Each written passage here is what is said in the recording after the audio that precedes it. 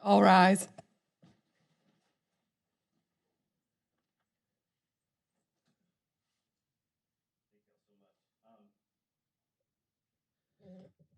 I'd like to welcome everybody out today, and we're going to open with the pledge. I'm going to recognize Kyle Jones for the pledge.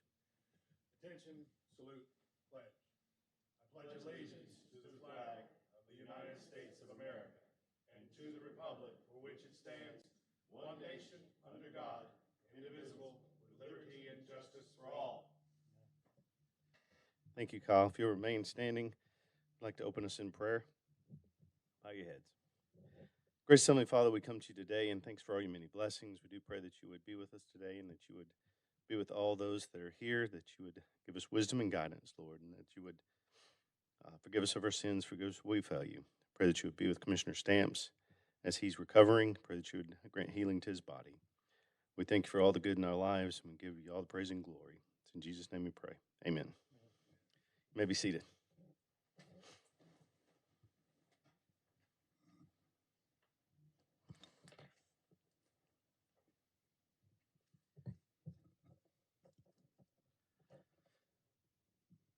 Okay, let's get started. Before the commission for hearing is docket number 2025 UN 59, Notice of Intent of Atmos Energy Corporation to change rates to support system integrity plan and continued modernization of the infrastructure. Before we begin entries of appearance, do I hear a motion to grant Atmos's motion to admit counsel Stephen T.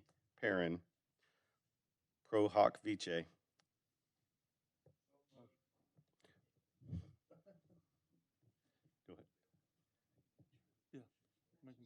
Is Commissioner Stamps, are you online?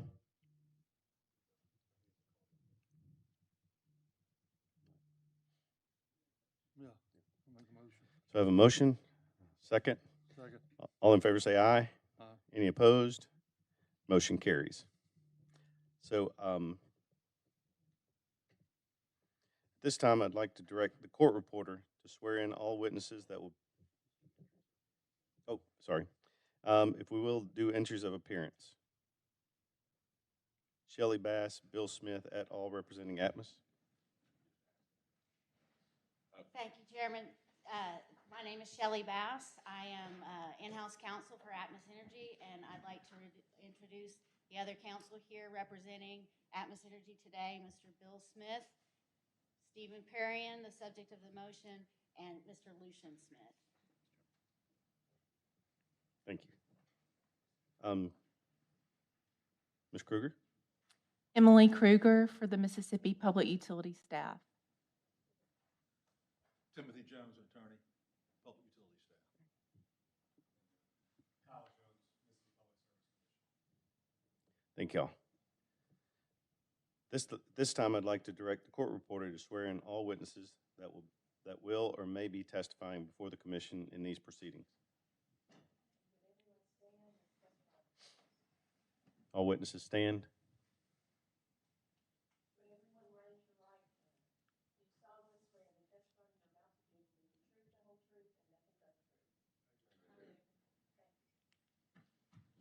Chairman Brown, just one point of order. We have one witness that wasn't able to arrive, and he will be arriving this afternoon, so he will come to the court, to the hearing room at that time, and we can have him sworn in at that time. You can just let us know when they're here, and we'll swear them in this afternoon. Thank you. Before we begin, for the benefit of the public in attendance and watching online, there are a few housekeeping matters I'd like to remind the parties of. Pursuant to the commission order in this docket dated September 10th, 2025, in lieu of opening statements and live direct testimony, a timed 3-minute introduction will be allowed for each witness, after which the witness will be tendered and cross-examined. Pursuant to the same order, each party will be allowed 20 minutes for a closing statement. We'll begin this morning with Atmos's witnesses in the order stipulated by both parties in their joint pre-hearing statement filed with the commission on September 25th. Counsel, you may call your first witness. We call Wendy Collins to the stand, Mr. Chairman. Thank you. Wendy Collins, you're recognized.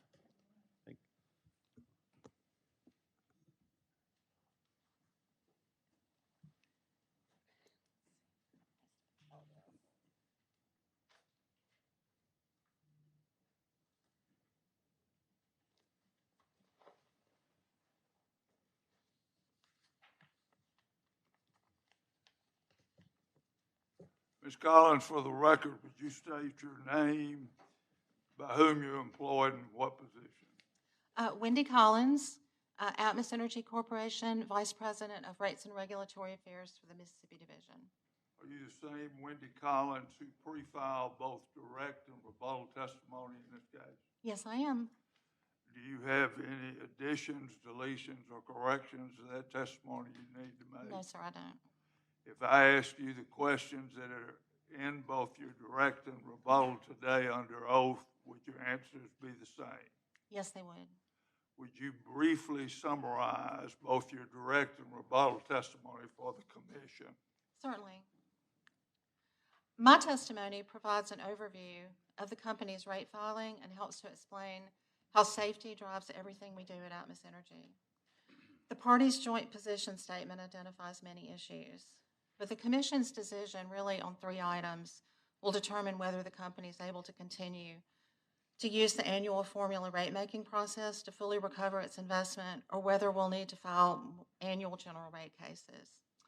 First, our ability to determine the necessary annual system integrity investment and seek that budget's approval in our annual filings. Second, the continued use of the Commission's well-established, forward-looking approach to establishing rates. And third, the Commission's continued use of the approved formula cost of equity calculation, which includes the use of actual capital structure. Since Atmos Energy acquired Mississippi Valley Gas, the annual formula rate filings have given us the ability to provide our customers with natural gas service that is safe, reliable, and affordable. Atmos Energy has invested over $1 billion since 2015 in system improvements, while keeping our rates in line with our peers, as shown in our stable rate performance adjustments each year. In fact, the SRA this year, if it had been used, would have provided customers a bill impact nearly 40% lower than the cost of service presented in this case. A major driver of that difference is the depreciation study, which was included in the case pursuant to statute.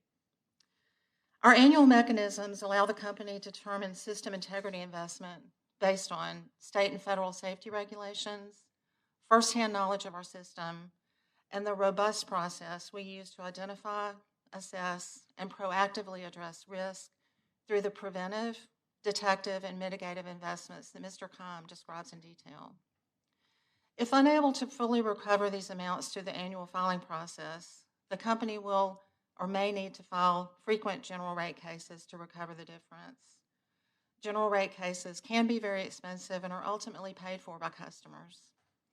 Mr. Matthews will explain how the SIP and SRA mechanisms have encouraged investment in stabilized customer rates using the Commission-approved forward-looking rate calculation. Mr. Christian will explain how the use of actual capital structure has allowed the company to invest at a level that has made our Mississippi system safer and given customers the benefit of lower debt costs. Likewise, the existing cost of equity formula has provided a known and uniform result that both gas and electric utilities have relied on to make investment decisions. While these facts alone support the existing formula rate methodologies, the continuation of these tariffs, as Mr. Matthews explains, also sends a strong signal that Mississippi, like other states, such as Texas, Louisiana, and Tennessee, is committed to rate-making treatments that encourage system investment, economic development, and prioritize safe, reliable, and affordable service. This time we'll tender Ms. Collins to the commissioners and to the staff for any questions. Go ahead. Staff, you're recognized. Thank you, Mr. Thank you. Chairman. Yes, sir. Morning, Ms. Collins. Good morning, I'm Timothy Jones, with Public Utility Staff. Mr. Jones. Got a few questions for you in this rate case. Are you critical of the staff's proposals in this case? We think they are a little misguided in some of them, and of course, we've presented evidence in support of our positions on all of the pertinent issues in the case. Okay. Are you suggesting that somehow the staff proposals are contrary to Mississippi law? Can you be more specific on which ones? Well, yeah. Let's take a look at the statute here, 7732 of the Mississippi Code. The latest statute, the changes, if any, regular session. I approach you. Yes, sir. You may. This is your copy. Thank you.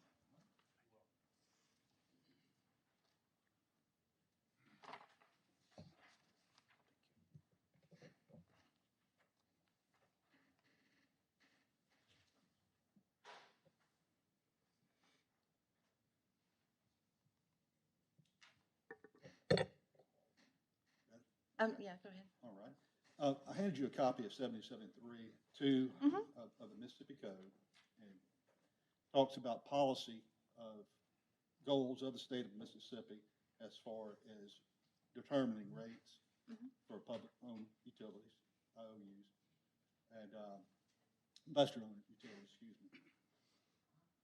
me. Yes, I'm sorry. All right.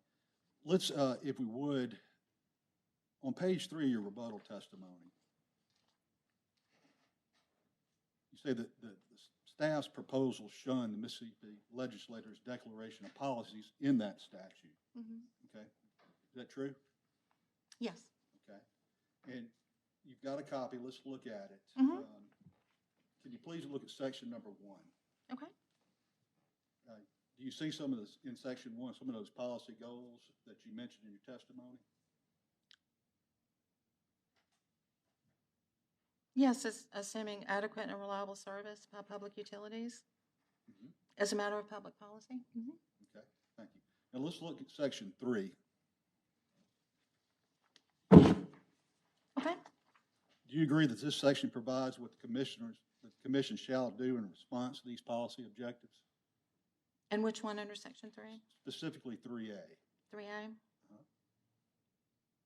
And can you read 3A for the commission and for me, if you would? Certainly. The commission shall, in addition to its other powers and duties, be authorized and empowered in its discretion to consider and adopt a formula type rate of return evaluation rate, which may include provision for the commission. Do you want the rest? So in a nutshell, that states the commission may adopt a formula rate plan. It's discretionary on the part of the commission in any rate case. Is that correct? Yes. And also that means they don't have to if they chose not to adopt a formula rate plan in this case. I'm not an attorney, but I would assume so, yes. Okay. Would you agree with that, though? General principle? Just to be clear, it's the staff's proposal that a formula rate plan would be continued for Atmos. Is that correct? I'm sorry, say again? Do you believe it's the staff's position that we recommended a formula rate plan go forward in this case? Yes. And so the proposal is consistent with the provision that the commission may adopt a formula rate plan? Yes. All right. So we didn't shun that provision, did we? No. All right. So let's look at the next part of it. The statute goes on to outline provisions that may be included in the formula rate plan if the commission adopts a formula rate plan. Is that correct? And which section? Sorry. That's in 3A. 3A, okay. And can you read section 3A1? Periodically review and adjust, if required, the utility's level of revenues based upon the actual books and records of the utility, which are periodically the subject of independent audits and regulatory audits. Okay. And 3A1, based upon the actual books and records of the utility, correct? Yes. And the staff's proposed a continuation of the formula rate plan based on a historic year. And that would be based on actual books and records, is that correct? Just like the statute says. So we typically file in our annual formula plan a historic test year for expenses and a forward-looking test year for capital investment. So there's a combination. Right, but the proposal from the staff is to use the actual historical books and records for a historical test year. You agree? Yes, their proposal was for both O&M expenses and capital investment to use a That's historic right. test And year. there's nothing in the statute that would prohibit the commissioners from ordering that historical test year be followed in the No, but I would say that in the statute also, there is provision allowing for forward test year and historical test years that were mentioned as part of the statute. Right, but it's up to them, correct? Yes. And just to make sure that I understand, and I believe I do, but isn't it true that there are two other investor-owned utilities in the state, gas utilities? Yes, Okay. Center Point, or now Delta, Delta, right? mhm, And the other one is Spire. yes, And they operate on a formula rate plan, correct? yes, Approved by the commission. yes. And that's based on a historical test year, is it not? I think they do currently have historical test year with some facility for known and measurable changes. Okay. So the answer to your question is, to my question would be yes, fair. They operate under a historical test year. Okay.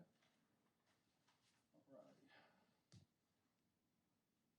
Now let's move on to section 3A2 of 7732. Okay, And if you would you read that? It's about utility performance questions. okay. Go ahead. Review the utilities' performance in certain areas or categories which may be used by the commission in the manner selected by it, which may include rate incentives or penalties, so long as such are found to be fair and reasonable and result in a level of revenue which is fair and reasonable. Okay. Would you agree with me that that section provides a discretionary tool that the commission could employ if it decided to adopt a formula rate plan? The utilities performance.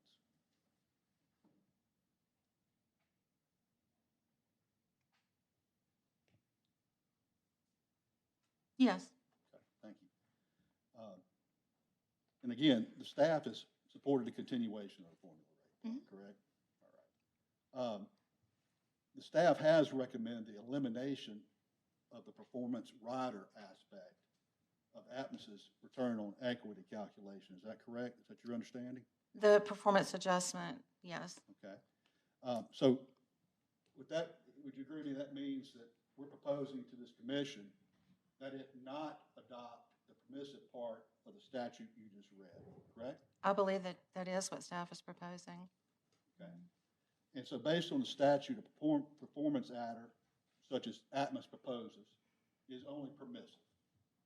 And the question before the commission is whether this permissive performance adder is just and reasonable or not.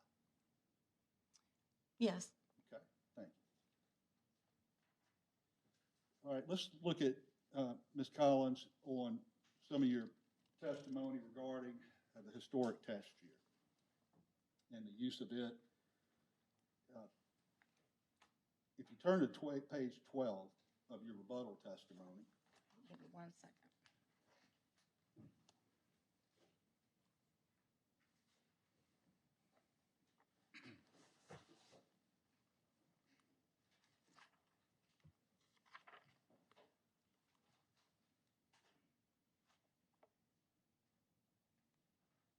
Page 12? yes, ma'am. Okay. Okay, you there? In response to the question concerning the historical test year, and concerning consequences requiring Atmos to use a historical test year instead of a forward-looking test year, you state that, quote, the immediate consequence is that the company's capital investment goes unrecovered. Okay. Are you suggesting that the staff's proposal is that prudent capital investment would not be recovered under a historic test year? No, sir. Just that it would go unrecovered for a period of time. Okay. So a lag period, right? Mhm.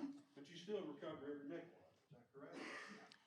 So I'll defer to other company witnesses who provide information on the around the lag period and the forward-looking versus historic test year on that. But yes, my understanding is that there are certain elements that are never fully recovered when you use a historic test year. And they're going to address that, but you can't Yes, address those. no, not right. All righty. Is there any part of the staff's recommendation stating that prudently incurred cost would not be recovered from customers? In regards to, Any prudently Which- incurred cost? Anything in our proposal that says, look, somehow you're not going to get the benefit of recovering your costs. Prudently incurred costs is what we're talking about. yeah. If we are not able to include those in our annual filing and have to file separately, there is a risk that we would not be able to recover those costs, even if they're prudently incurred, so, Okay, a risk, though. mhm, Right. Everybody faces risk, doesn't they? that's true. Right. And we all do.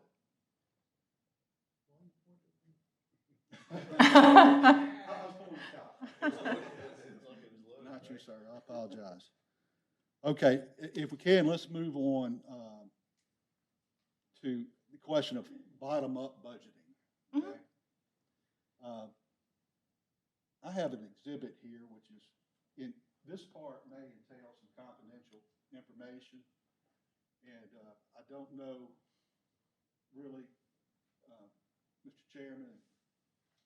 If you could show us what confidential information Well, that you yeah, are referring to. he's about to hand it to you right now. It's Atmos's response to staff's data request 1-18. Yes, these are confidential presentations that contain sensitive financial information, and we would ask that if we're going to discuss these, that it be done under Yeah. confidentiality. That was what my motion to them to bring up is that whatever method, Ms. Kruger closing the courtroom or clearing the courtroom and stopping the pausing the live feed while we discuss these confidential access data. Okay. That sounds reasonable. Let's follow that, Ms. Kruger. We're gonna clear the So we'll, courtroom. yes. Yes, And cut off the live feed. yes, Yep. pause the live feed, yes, sir. If you'll, we'll clear the courtroom, and again, pause the live feed. We'll go into the next exhibit.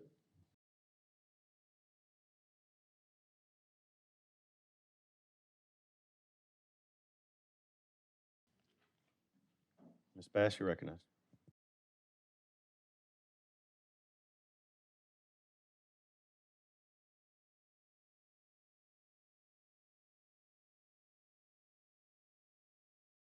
One of those was Spire.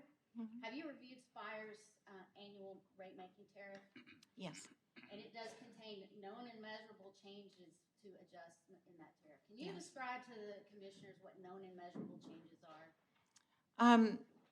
So Witness Matthews will be much better at this than I am, but basically known and measurable changes are the things that we know are going to happen over the next year that are going to impact the rates that are going to be put into effect over that period and affect the cost of service for that period. And so they're forward-looking adjustments. Yes, And so Spire's tariff allows forward-looking adjustments. yes, And in Atmos Energy's tariff, we also have forward-looking adjustments. we do. This Spire's tariff has a forward-looking adjustment for payroll, does it not? Yes, Does Atmos Energy's? yes, And Spire does not have explicit capital terms, but it has other adjustments that can include capital, correct, that are forward-looking. yes, to my understanding. Mhm. And Atmos Energies also has forward-looking adjustments on capital. Yes, And are you familiar with Entergy Mississippi's FRP? yes, And does it also have known and measurable changes that are forward-looking on capital? yes, And what about Mississippi Power Company's performance evaluation plan? Does it Yes. have forward-looking capital? yes, they do. Okay, so the only investor-owned utility that does not currently have forward-looking parts of its annual mechanism is Delta Utilities, correct? Yes. And do you know why Delta Utilities doesn't have that? I do not, to my knowledge, they've never requested such treatment.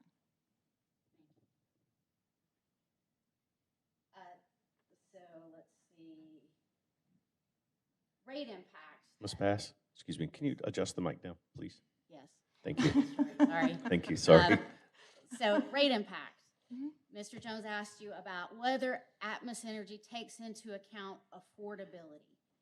Can you describe what terms in our tariff that are taking into account affordability? Okay, Just from a tariff standpoint, we have the performance adjuster, which is an adder to our ROE calculation, and it's based on a score calculated on customer price, where we are comparing our customer pricing to peers in the Southeast as defined in our tariff, several different states, and then a piece for customer satisfaction, which is found by doing an annual customer survey by a firm selected by the commission and with the questions that are in our tariff. And the results of that give us an adder, may give us an adder to our return on equity calculation. And can you tell me where we currently fare in the performance comparison, the price comparison to the region in the most recent stable rate? Yes, we're kind of in the middle of the pack for our peers in the Southeast and the performance adjustment for price. Thank you. And Mr. Jones also gave you some numbers about the increases since 2015 of our typical residential bill, correct?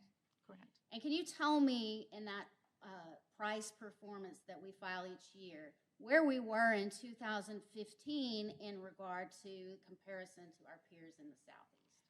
Yeah, I don't remember the exact number. I would have to pull the report to look at that, but we were well below where the other companies were. So we've had increases over that period of time, but those other companies started at higher prices than we did. So we've had bigger percentage increase, but we're still in the range. Would you agree that we've spent over $1 billion in Mississippi and still managed to keep our rates in line with the regional average? Yes. And are you familiar with the reports, the annual reports filed with the commission each year or with the staff each year that provide financial data on each of the utilities? Yes. And have you reviewed the operation and maintenance expense information for all the utilities that file those reports? For the natural gas utilities, yes. For the natural gas utilities. And can you tell me how Atmos Energy's O&M expense per customer compares to the other investor-owned utilities? Over the time that we've been filing that information and providing that in data responses to our SRA filing each year, Atmos Energy has been lower than the other two natural gas utilities in all but 1 year, I think. And would you say that's another way that we've managed affordability for our customers? Yes. Let's see. And Ms. Collins, do you have a copy of Rule 21 with you at the stand? I think I do. I did not print copies of this because I did not know that I need it, but I'm asking Ms. Collins to review the Commission's own procedural Rule 21.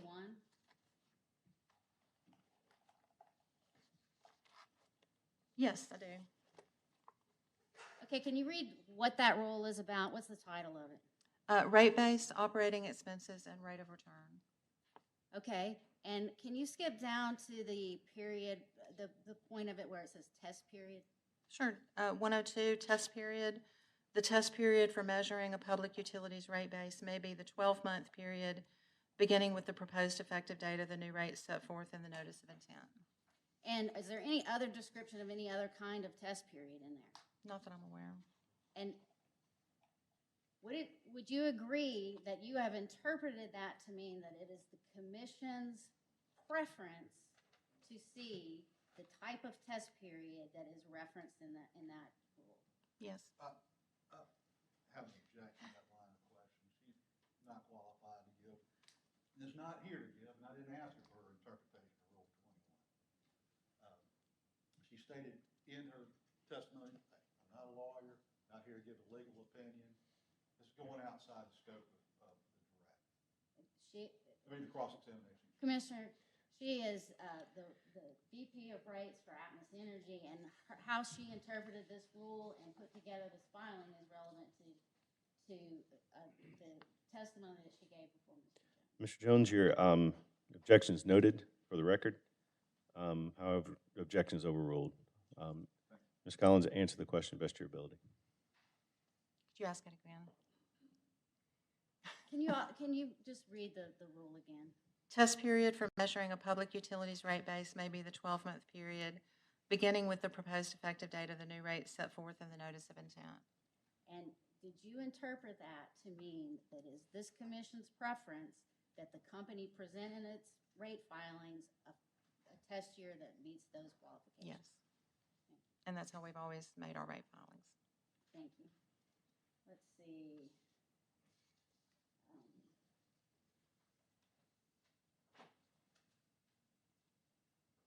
Also in that rule, well, strike that. So, Mr. Jones also asked you about the staff's recommendations about using a historical test year and whether that was based on actual books and records, correct? You recall that line of Yes. questioning? And are the company's filings today based on actual books and records? Yes, they are. In fact, are they not based on a board-approved capital budget that's based on the operating plan process that we included? Yes. And is there a true-up in our annual filings? Yes. Each year we include a true up of the actual expenses to what the budgeted or projected was for the capital investment. So Each if year. if the historical expenditures are different from what we filed on a forward-looking basis, then customers are made whole for that by truing up and filing the next year, correct? Yes, they are. Mhm. So in this process, how many times does the commission and the staff have the opportunity to look at what we plan to do and what we did do? Well, twice, as you know, when we file the projected, and then when we file the actuals, they get another look at it. So they get a chance to review all of our projects before approving them, and then during the next filing process, we provide all the actual data, and you get a chance to look at all the projects that were completed and ask questions about those and determine if there were any issues, which to date there have not been any. And where does Atmos Energy's actuals usually fall compared to its capital budget? Our variance is in the 1% range each year, or on average over time. So if rates were set historically, they wouldn't be that much different than what they are forward-looking. Correct. But in the current format of our stable rate rider and system integrity rider, we do have the opportunity to recover all of our depreciation expense, ad valorem taxes, and other expenses associated with Yes. capital, correct? If we move to a historical test year, would we have that opportunity? My understanding is no, and Company Witness Matthews can give more details on those numbers and how that works. Okay, I have no further questions. Thank you, Ms. Bass. Mr. Chairman, we call Jeffrey Knight to the stand. No other questions for Ms. Collins? Sorry. If I'm Okay. allowed a follow-up, I would accept the opportunity to use just on one brief question.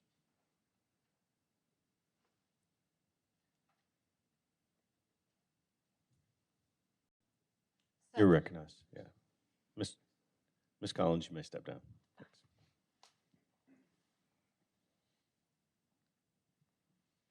We call Jeffrey Knight.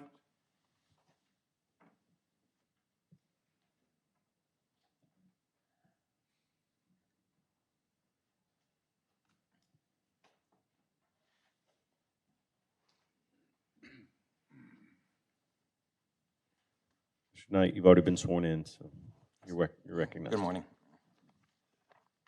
Mr. Knight, for the record, would you state your name, by who you are employed, and in what position? Yeah, excuse me. Yes, I'm Jeffrey Knights. I am employed by Atmos Energy, and I'm the Director of Enterprise Services and Integrity. Mr. Knight, did you pre-file both direct and rebuttal testimony in this case? Yes, I did. And if under oath today I ask you the same questions that are presented in your direct and rebuttal, would your answers basically be the same? They would, except for I've got 2 or 3 corrections to my testimony. Tell us what those are. So on my rebuttal testimony, on page 22, line 14. The table reference should be, instead of JSKR3, should be JSKR4. And then on line 15, instead of inflation rate on both of those areas, it should be growth rate. So, and then in my footnote, my name is actually Jeffrey S. That was a typo during the formatting of the deal. So that's on all pages. You have any other changes or corrections you need to make? No, sir. Would you briefly summarize for the commission both your direct and rebuttal testimony in this case? Yes. I am Jeff Knights, a professional engineer with 33 years of experience in the natural gas business. I joined Atmos Energy in 2004 and can assure this commission that safety drives everything that we do. I am here today to answer any questions you may have about how Atmos Energy makes the decisions on where to focus our safety and reliability investments, and how we know those decisions are making our system even safer and more reliable for Mississippi customers. Understanding how integrity management works is fundamental in understanding how our capital decisions are made and how we know the decisions are effective at achieving our #1 priority, safety. Distribution integrity management can be described in 4 steps: knowing your system and data, identifying risk, ranking those risks, and then determining measures to mitigate those risks. We accomplish this through an enterprise-wide model that integrates a multitude of system data, identifies the highest relative risk, and ranks the risk by geographic area. Then the field experienced experts with knowledge of our operating system must select the appropriate accelerated actions to reduce those risks. 2 of these measures drive the majority of our capital investments. First, our leak management program involves continuously enhancing our ability to identify leaks and repair those leaks promptly. Second, our distribution facilities replacement program prioritizes replacement of our assets that are prone to leak before a failure occurs. Guided by the results of this risk model, each jurisdiction's field experienced experts, including our engineers, build its capital budgets from the bottom up. As you know, our system is underground and has been in service for many decades. So even the best data cannot tell us exactly when, where, or how often failures may occur. Therefore, in each state, we have a flexible capital budget that allows us to repair leaks found, make systematic replacements of obsolete equipment, proactively replace pipe, and adjust to new information. The pace of this investment is also determined by factors such as disruption to the communities we serve, availability of qualified contractors, and the impact on our customers' bills. The cost of construction continue to rise much faster than the average inflation rate due to factors outside of Atmos's control. So the sooner we make these investments, the more cost-effective it is for our customers. As I explained in my testimony, a conservative estimate shows that these costs have been increasing at a rate more like 8% a year rather than the 2% the staff suggests. Our plan is a methodical way to continue to make our system safer and reliable in a cost-effective manner for our customers. We turn to Mr. Knight, to the commissioners, and to the staff for any questions. Ms. Kruger, you recognize. Mr. Knights, good morning. Good morning. Mr. Knights, you were critical of the capital spending limit that the staff has suggested should be placed on Atmos for future spending, right? Yes, I feel it's unreasonable for that level of spend. Do you have your rebuttal testimony? Yes, I do. Could you please turn to page 2?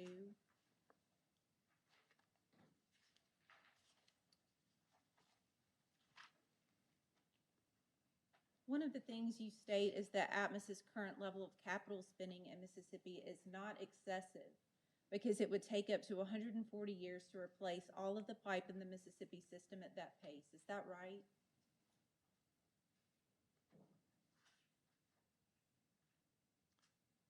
Yes, that's a summary of what I said.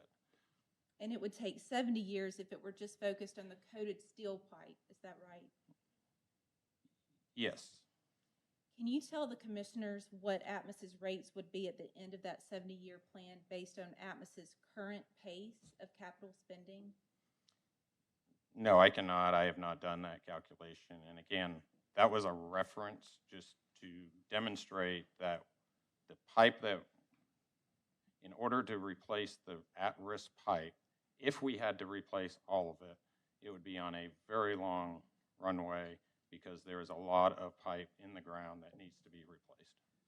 I understand your explanation, but the answer is no, correct?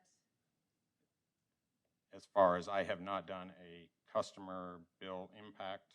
Thank you. That's what I was Yes, asking. correct. What about the rates in 10 years? Have you done that calculation? Excuse me, what? Repeat the question? Can you tell the commissioners what Atmos's rates would be in 10 years at Atmos's current pace of capital spending? No, I'm not the one that prepares those customer bill impacts. Let me ask you a different question. Do you think Atmos should replace all of the coated steel pipe on its system next year in 1 year to eliminate all the risk on its system? As an engineer, the answer would be no, because there has to be, it all needs to be replaced over time, but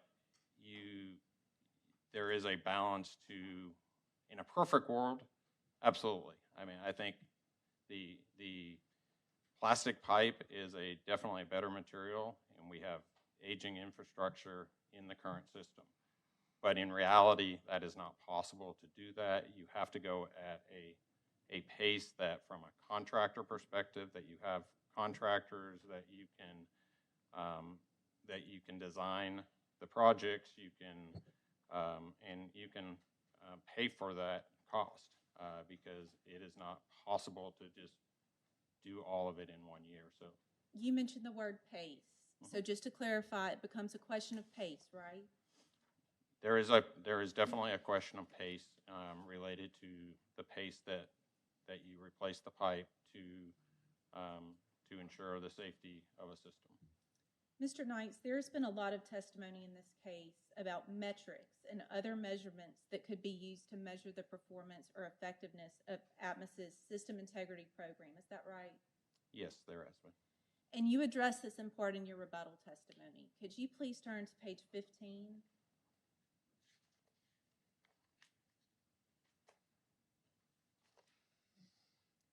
There you are asked, how does Atmos Energy assess the effectiveness of its distribution integrity management plan, including the distribution facility replacement program? Did I read that correctly? Yes, you did. And you describe a process that involves intricate data analysis that cannot be summarized in a chart or a list. Is that right? That is correct. So what you are saying here is that the process of evaluating the effectiveness of the integrity plan is too complicated to even summarize before the commission. Is that right?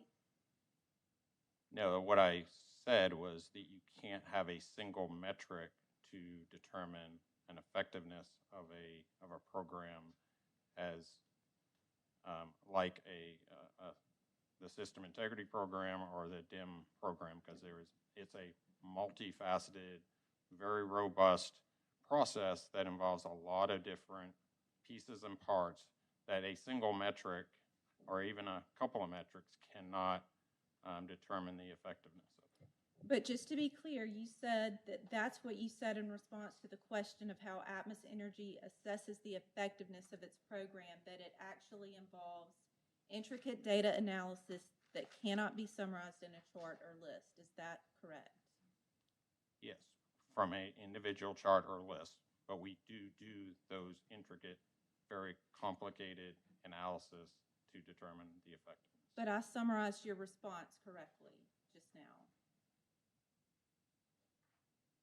It cannot be honed down to a single metric or chart. Okay, then we turn to the next page. And you are asked, does Atmos Energy use metrics to measure the success of its vision? Do you see that question? Yes.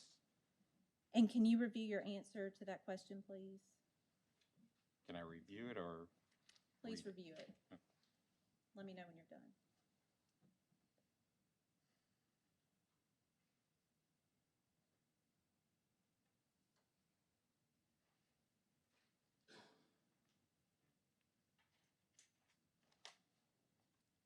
Okay, I remember what I wrote. Okay. Mr. Knights, I also want to show you a discovery response that Atmos provided in this proceeding. And this is labeled Staff Data Request 4-3. You got a copy of that information? We have a copy.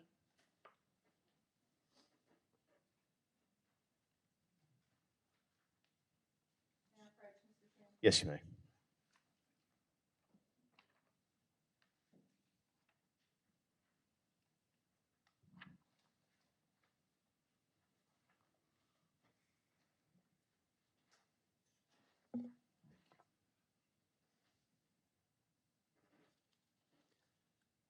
You may proceed.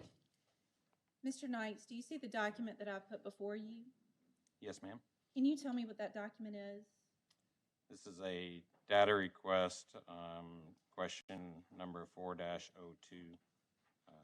in this hearing. Did you say 4-2? or I'm 4? sorry, 4-03. Okay, thank you. I would like to identify for the record Atmos's response to staff data request 4-3. Okay, let me read that request to you, Mr. Knights. It states, what measure or benchmark does Atmos use to determine its relative safety as a provider of natural gas service in order to determine the success of its vision? Did I read that question correctly? Yes, ma'am. And can you please review Atmos's response to that question?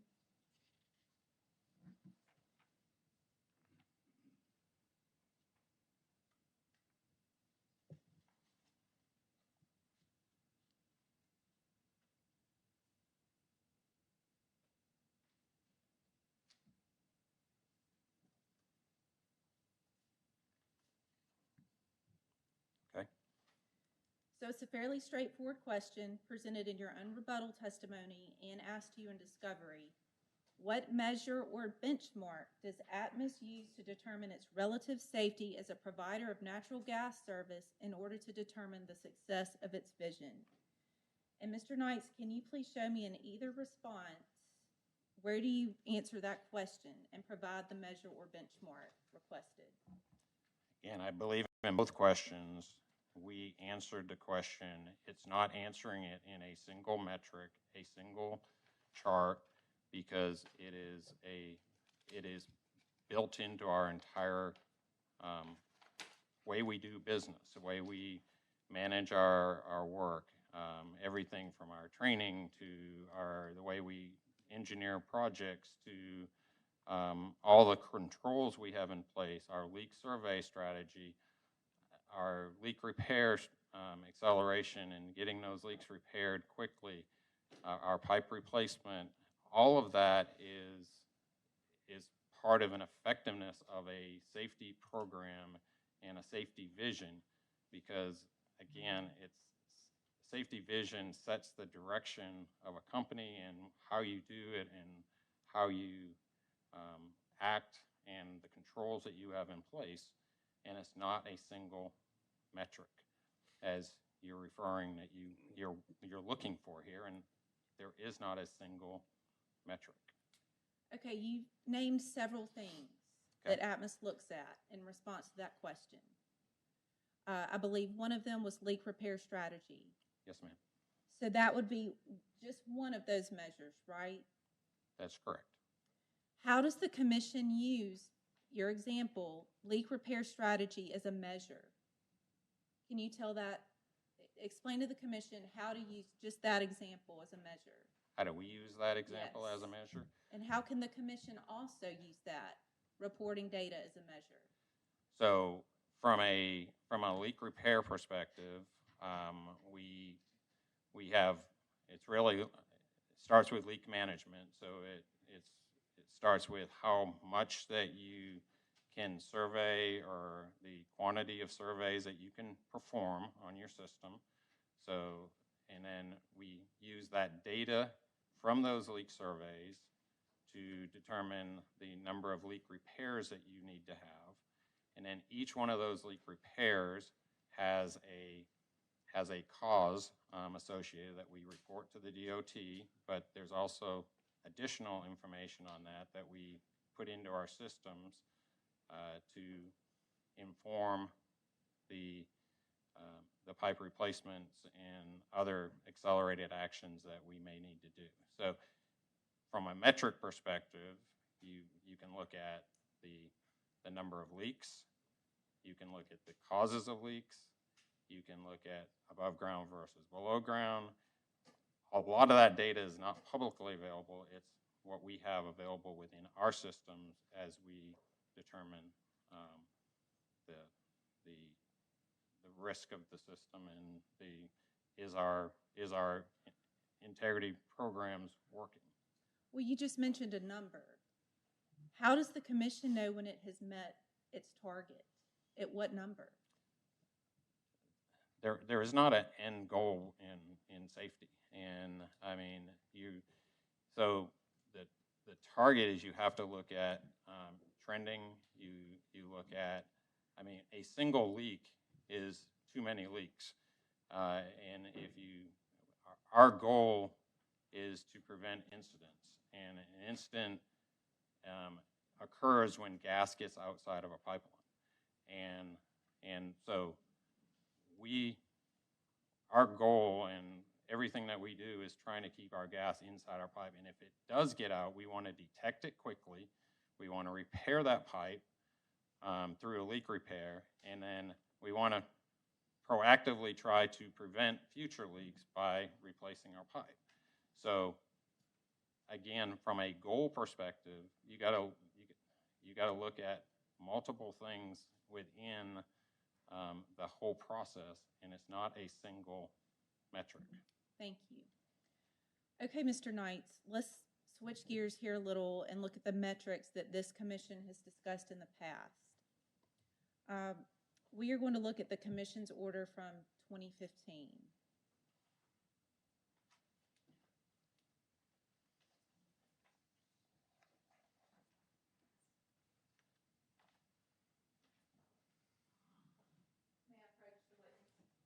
Yes, you may.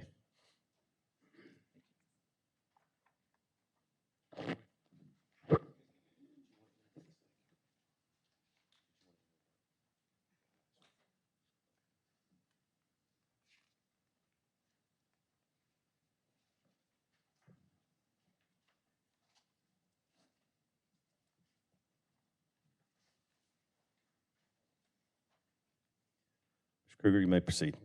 Thank you, Mr. Chairman. Mr. Knights, I've just handed you the recommended order approving and adopting joint stipulation in docket 2015-UN-049. Is that right? Yes, yes, ma'am. Could you please turn to paragraph 17? It's towards the end. I think it's 3 pages from the end of that document. Attachment A.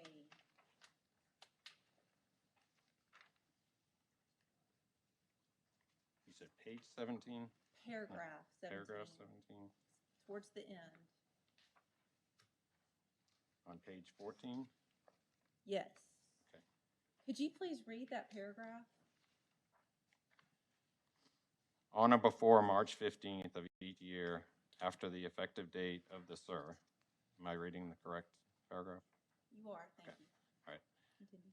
On or before March 15th of each year after the effective date of the SIR, Atmos Energy, for purposes of monitoring operational savings derived from the system integrity spending, shall provide the results of performance metrics measuring any reduction in incidents and safety-related events, including a year-over-year comparison of leak repairs made and the year-over-year comparison of leak calls received from customers or third parties, as well as the overall effectiveness of the system integrity program, including any reduction in operation and maintenance expenses associated with the system integrity projects. Thank you. So there at the end, the commission is discussing how it will measure the overall effectiveness of the system integrity plan. Is that right? Yes, And the commission talks in terms of year-over-year leak reduction and a reduction of O&M expenses, correct? yes. But 10 years into the program now, you were not able to tell the commission how those two items have been impacted by the integrity program. Is that right? No, I disagree because we file reports every year showing these items from a leak perspective comparison, and along with our leak calls as the commission asked for. However, I would also say that there is a lot more than these couple of metrics to determine your effectiveness, and there's changes that occurred after in 2024 that reset some of these metrics or some of these areas, specifically around leak survey and our leak survey technology that we are currently using, which is 1,000 times more sensitive, and we're finding more leaks on our system. So you can't just, again, look at a single trend without understanding the rest of the story. But Atmos has admitted that there has been no reduction in O&M expenses that you can point to as a result of this program, correct? My understanding is we never claimed that there was going to be O&M reductions related to this program. This program is associated with safety and improving the safety of the system, and by modernizing the aging infrastructure that we currently have in the Mississippi system. Mr. Knights, Atmos has not conducted an internal audit of its program, right? That is correct, not an internal audit.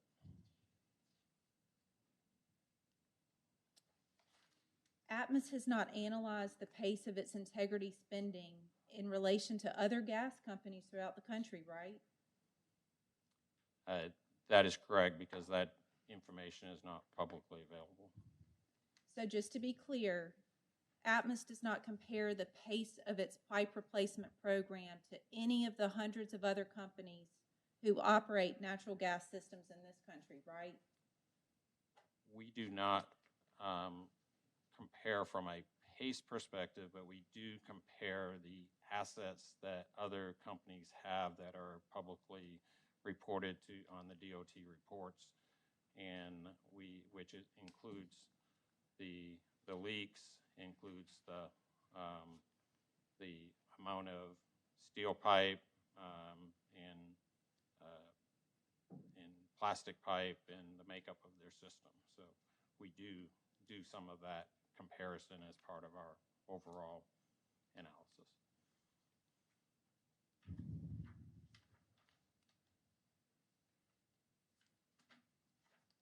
No further questions. Thank you, Mr. Knight. You're welcome. Thank you, Ms. Kruger.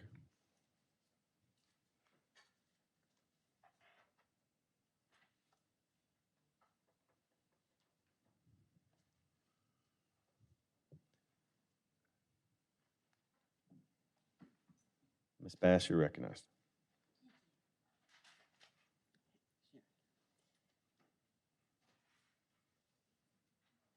Mr. Knights, Ms. Kruger asked you some questions about rate calculations. Is that within your area of expertise? No, it's not. Are you generally familiar enough with the costs and revenues that go into a rate calculation to have some general idea of some factors that might affect it?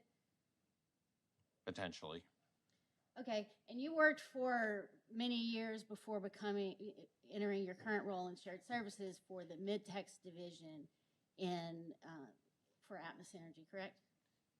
Yes, the Mid-Tex division is the larger portion of the Texas division. And did you see in that division unanticipated load growth that was not taken into account years before that the division has in fact experienced now? From a Customer growth. growth perspective, yes. Texas has a very large customer growth percentage and number of customers that we had to take into account. And you couldn't have predicted that ahead of time? No, ma'am.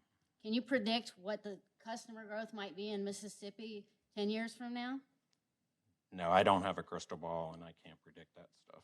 But if there is economic development and higher sales of gas, that would offset any rate increases associated with capital investment, correct?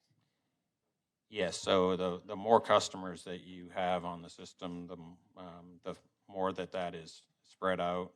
The cost of any capital investments is spread out across those customers. So if there was more growth in the future, then that would be spread out over more of those customers. And 10, 15 years ago, did you predict the use of advanced mobile leak detection technologies in the natural gas industry? No, 15 years ago, that technology was not available and was really not even conceived. But technology advances on a very regular basis, and so we hope that not only this technology that we're using today, but there's some new technology that will allow continuous monitoring of our system as we move forward. And those technologies could affect costs, correct? Absolutely, they do. And those affect rates.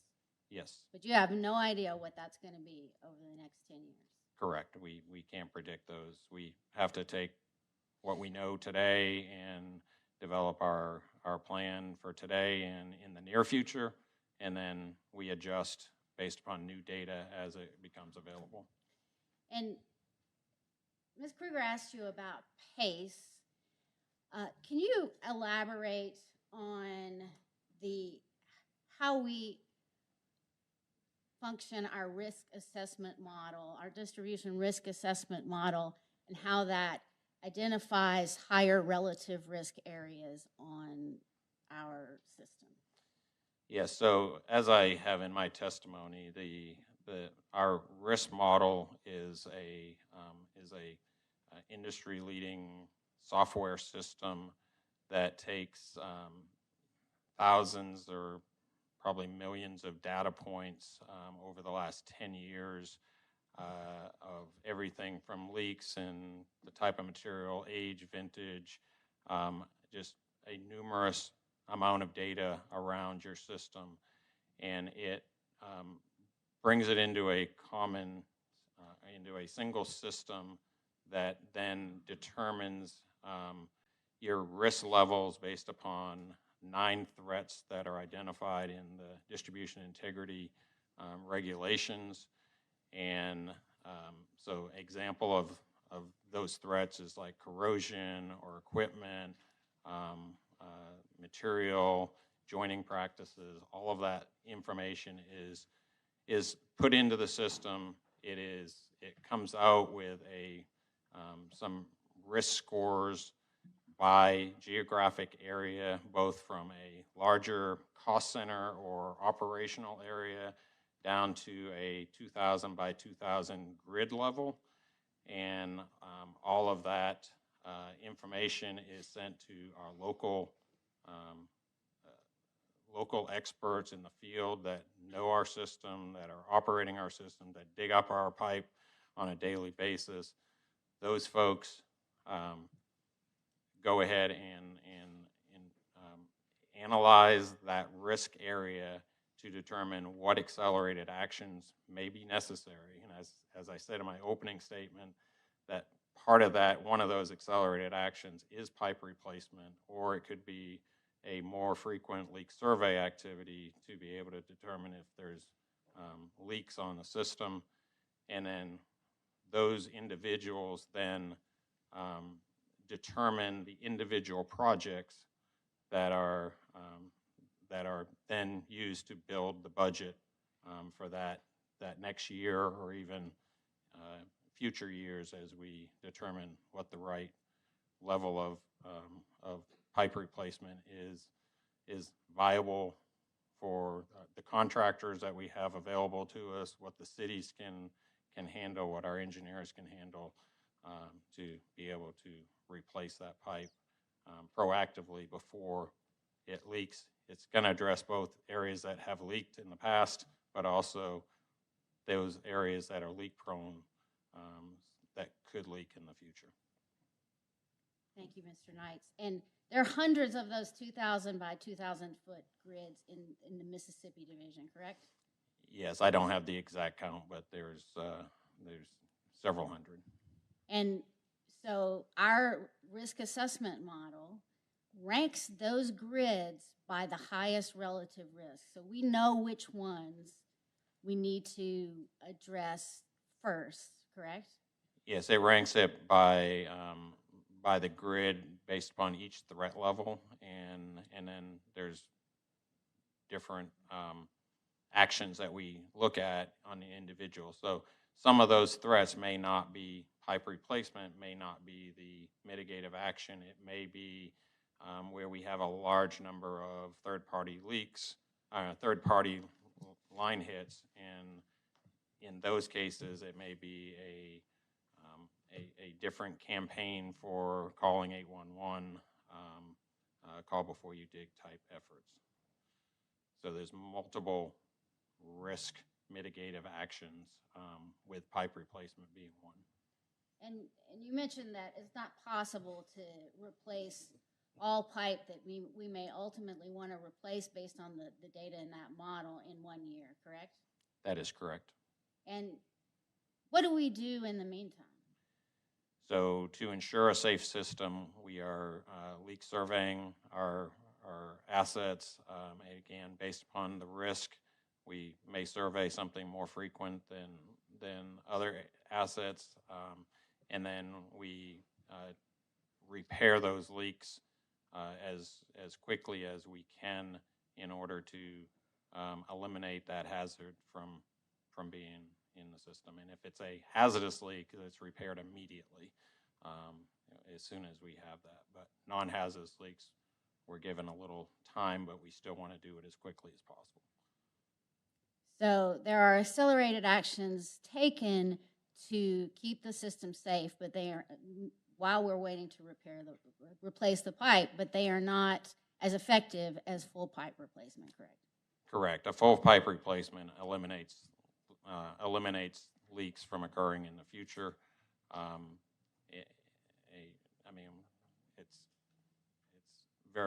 It's probably an obvious statement, but when you have leak-prone pipe and you replace it with plastic pipe, that's the most modern in current technology.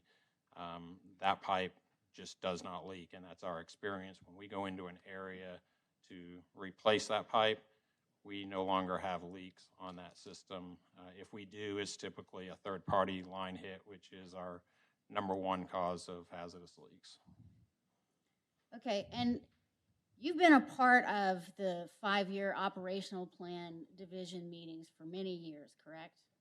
Yes, that is correct. For primarily in Texas, but I've also been involved in some of the ones in Mississippi. And has there ever been presented to you when you were preparing those operational plans a financial target that you needed to hit and instructed you to come up with projects to hit that target? No, there was no financial. We deliver what is needed in the system, and then we have those discussions with our leadership on what the needs of the systems are. And in fact, there are factors that are causing the pipe replacement to be less than you as an engineer might desire. Absolutely.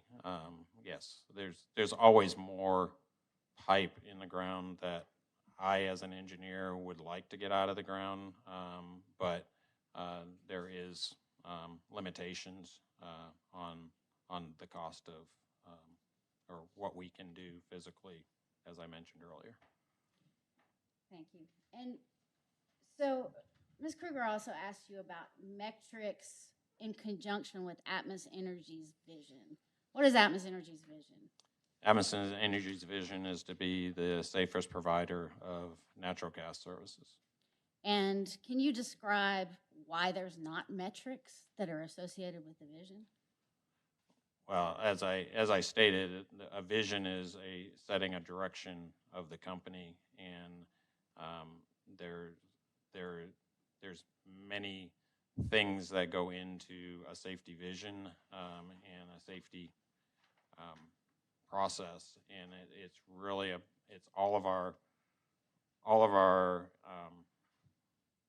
programs that we have. It's how we act. It's our culture. There's a numerous amount of things that go into being the safest provider, and it's not a single metric that you can come up. It is a vision. So. And in contrast, can you describe our distribution integrity management plan and our distribution facility replacement plan, or our SIP as it's called in Mississippi, and the metrics associated with those programs that drive decisions? Well, yeah, I mean, from a distribution integrity management plan, and SIP is a subset of that distribution integrity management plan. So the distribution integrity management plan, it does have 4 required metrics by regulation that we have to submit each year annually to Department of Transportation, which we do, and those are damages to our system, number of line locates, the hazardous leaks by cause, and then non-hazardous leaks by cause. And so those 4 items are submitted to DOT as metrics for the effectiveness of our DIM plan. And then there is also a requirement to track and look at leaks, hazardous leaks by material. We look at, as part of our DIM plan, and again in my attachment, in my exhibit of my direct testimony, that plan is 67 pages, and it's got, I think it's 19 sub-programs that support the DIM plan as an overall to mitigate risk, identify risk, mitigate risk, improve our data, and all of that together. There is several different metrics on each of those programs, and pipe replacement again is one of those programs as a mitigative action to your DIM program. Leak management, as I talked about earlier, is another major piece of our DIM program, and again, that has also similar metrics for that, which I described to Ms. Kruger. So. Okay, and so as part of the analysis of all these data, do you, as an engineer at the company and in your oversight of keeping our system safe, do you have dashboards that you can look at? Yes, we have a variety of different dashboards, probably dashboard overload, but we, especially on the DIM side, we have dashboards that we look at. In fact, one of my employees, Andrew Marshall, is kind of the keeper of that dashboard and is our focus on our DIM, and he's looking at that on a routine basis, and then he meets with our local state representatives of our DIM committee that they share that and talk through that, including here in Mississippi. We meet with Chad Kime and several of his team.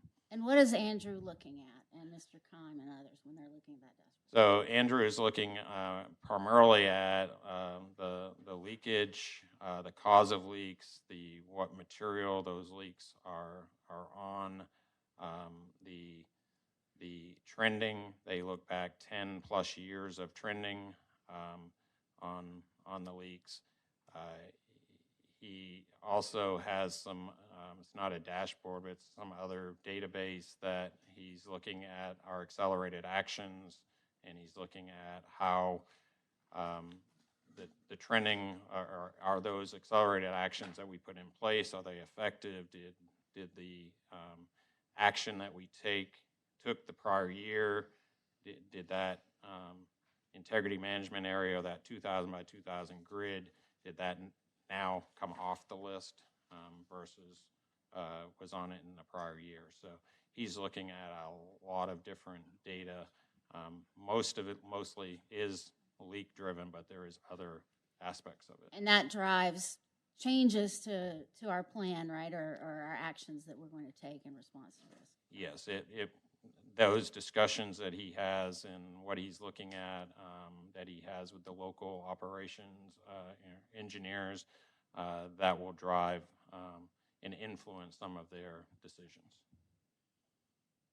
Okay, you talked about the leak management program and metrics just to do with leak count, but aren't there other metrics that we track as in our leak repair strategy? What about repair times? Yes, we within our compliance system, we record a lot of different information. You have the cause of the leak, you have when you repair it, what it was repaired on, what it was repaired with, that the date it was found, the date it was repaired, any monitoring that went on while we were waiting for it to be repaired, and all of that data is available in our systems, and we have different dashboards and different areas that we can measure against. The leak repair timeline is one of those. And is it a goal to reduce the average time to repair leaks in days? Yes, we have a goal to continue to improve that data and improve those timelines to get to as near as real time of repairing those leaks, because of that's what the customers want, and that's what makes a safe system. The longer a leak is out there, the more risk it is that a incident could occur from something changing in the environment that changes the leak grading. And in fact, that average repair time in the Mississippi division has gone from 100 days on average to repair non-hazardous leaks to 40 days in just 1 year, correct? That is my understanding from Chad's Kime's testimony. And would you consider that metric an indication of effectiveness of our system integrity plan in Mississippi? Yes, it definitely is one metric that shows the effectiveness of the distribution integrity management plan. And you also discussed leak survey frequency, correct? Yes, that is correct. And would you say that we are surveying more frequently or less frequently over time? We are definitely surveying more frequently over time, in even over the last 10 years of under this program. In the past, we were really surveying per the federal guidelines, which is there's really three subsets. You have a business district, which is really wall-to-wall pavement, downtown areas, and that's an annual survey. You have unprotected steel pipe, and that's 3-year frequency, and then all other pipe is a 5-year frequency. That's basically what we were doing in the past. Currently, we have been accelerating that pace and trying to get to Our goal is to get to an annual survey of all of our assets on an annual basis in business districts every 6 months, and we're making pretty good progress towards that goal. And would you consider that a metric of success of our system integrity plan in Mississippi, that we are more closely monitoring our system for gas outside the pipe? Yes, absolutely. It is a metric, and it is proven to find a lot more leaks, which tells us that our job is not done around replacing aging infrastructure or leak-prone pipe, and we need to continue to survey, continue to leak repair, and continue to replace pipe. And is Atmos Energy now using more sensitive technologies in those leak surveys? Yes, we are. We have 3 advanced leak detection vehicles that we are now using in Mississippi. I believe it was in 2022 that we started using our first one, and we've just continued to add to our 3rd one so we can meet our goal of annual surveys plus additional accelerated action on some of our higher risk areas. And would you consider that another metric of success of our system integrity plan, that we are able to find leaks with more sensitive equipment that measures in parts per billion instead of parts per million? Yes, that is definitely a area for success. It's hard to have that as being a metric, but it is a indication of success of our system. And when we do find those leaks on our system, we have to repair them, right? Yes, we have to repair based upon timelines that's required by code. And you said earlier that it's been your experience that customers want us to repair those faster. Absolutely. Okay, and that does drive spending, correct? Yes, it definitely drives spending. The more leaks you find, the more dollars that we have to dedicate over to our leak repair effort, and which does drive cost on the projects. And we don't have a choice of whether to incur those costs. We may have a choice on timing, but we have to repair those leaks. That's correct. You have to repair. You have to repair or replace pipe to eliminate the leak within a certain time frame. Ms. Kruger asked you about the proposed system integrity budget by staff in their testimony in this case. You recall she asked you your opinion on that? Yes. Can you tell us what dollar amount that is? So the staff is proposing to set the 2026 system improvement budget to, I believe it's $61 million. And what is the proposed budget by the company? For total SIP, it's $166 million. And what part of that is just that reactive leak repair about which we have no choice? It's around $70 million. So the staff's proposed budget would not even cover the cost that we think we're going to incur to repair leaks. That is correct, based upon our what we have experienced in 2024, what we're currently experiencing in 25, which gives us a high degree of confidence that we're going to experience the same level of leaks activity in 2026. So that's how we came up with that current budget. And under the staff's budget, how much proactive pipe replacement could we engage in?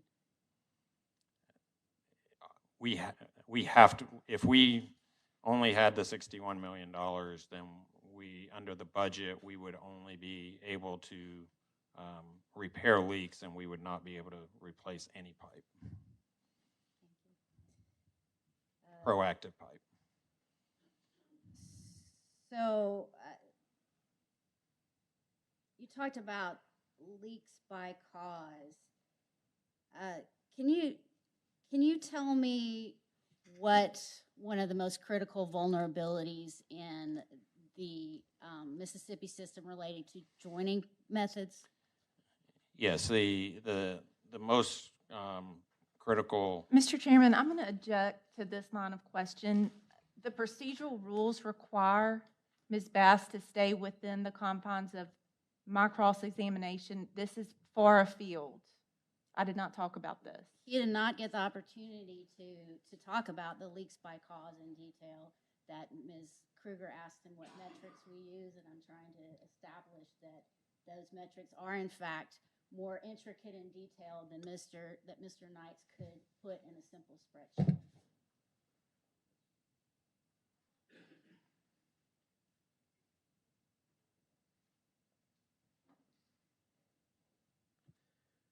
Thank you, Ms. Kruger. Your objection is noted for the record. However, your objection is overruled. May continue. Okay, so leaks by cause, and you were talking about joining methods. Yeah, so one of the risks to the system and identified as a cause is joining methods, or a leak that is caused by where two pieces of pipe is joined together. And we, in my testimony, we've identified in 2024 that about a third of our leaks have a cause of mechanical couplings or some other fitting that is leaking and was the primary cause of that particular leak. Okay, and is the company doing increasingly more rigorous analyses around that type of leak? Yes, we're doing a lot of analysis based upon that 2024 data and also what we're currently seeing in 2025. We're doing additional analysis around coupling leaks and fitting leaks. And in fact, we have created a risk model that is specifically focused on coupling leaks, and that particular model will help direct our projects to those areas that have a higher risk of coupling leaks. And as we progress using that model, would that also be a metric of success of our system integrity plan in Mississippi? Yes, if we continue to replace those assets that have susceptibility of coupling failures, and we can show a trending downward of those coupling leaks, then that would show success of our program. You mentioned the 2024. Are you referring to the concentrated leak survey that occurred in areas of South Jackson and Hinds County after the incidents on the system in January of 24? I'm actually referring to that, but also all of our data related to 2024 leak surveys. So we did an extensive survey around the Jackson area after the incident in January, and then but we do a survey and have completed surveys throughout the system. So it's not just the data from Jackson or Hinds County. And the joining methods that you just described, are they prevalent in that area of South Jackson and Hinds County? Yes, they're definitely more prevalent in the Jackson area based upon the vintage of that pipe. And there's also a secondary factor that goes into leak cause in that area, and that's natural forces, which the soils around Hinds County is I think it's called Yazoo clay, but it's basically a very a soil that can move, and when it moves and you've got mechanical joints, then those joints can begin leaking. Okay, and I want to go back to the question about internal audits. we don't do anything that's called an internal audit of our distribution integrity management plan or our SIP, right? Not to my knowledge, not an internal audit. And what, can you tell me the annual review that we undertake of the distribution integrity management plan? So it is required, and we perform an annual review by part of my team, as well as the local operations in here in Mississippi. We come out and sit down for a day or 2 days and review the prior integrity areas, the pipe that was replaced, the areas that are showing up on our new model that's run annually. We compare those results and we talk about the next year. So there is internal reviews of that, but not, I don't consider that an audit. Okay, thank you for that clarification. And are there external reviews of that program? Yes, every other year, typically, the Office of Pipeline Safety, including here in Mississippi, we could do a review of the DIM plan and all of the elements associated with the DIM plan to assure it's in compliance with the regulations. And there is a guideline that the safety office uses that came from PHMSA.